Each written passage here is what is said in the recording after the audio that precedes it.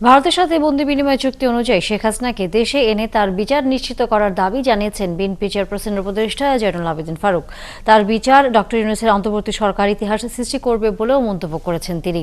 বৃহস্পতিবার প্রেসক্লাবে গণতন্ত্র ফোরামের অবস্থান কর্মসূচিতে অংশ নিয়ে এসব কথা বলেন জয়নুল আবেদিন ফারুক। ভারতে বসে শেখ হাসিনা ও তার মেয়ে অন্তর্বর্তী সরকারের বিরুদ্ধে ষড়যন্ত্র করছে বলেও মন্তব্য করেন তিনি। ফারুক বলেন, আওয়ামী লীগ ও তাদের দোসররা বিদেশে বসে বাংলাদেশের বিরুদ্ধে ষড়যন্ত্র করছে। যতই ষড়যন্ত্র হোক না কেন, আওয়ামী লীগের নাম নিয়ে এই দেশে আর তাদের আসার সুযোগ দেয়া হবে না।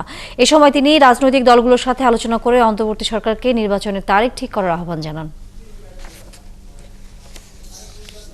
দিল্লিতে বসে মা মেয়ে যুক্তি করে বাংলাদেশের ডক্টর ইউনূসের সরকারকে আপনি ষড়যন্ত্র করবেন, বাংলাদেশের মানুষ কোনোদিনও সেটা গ্রহণ করবে না।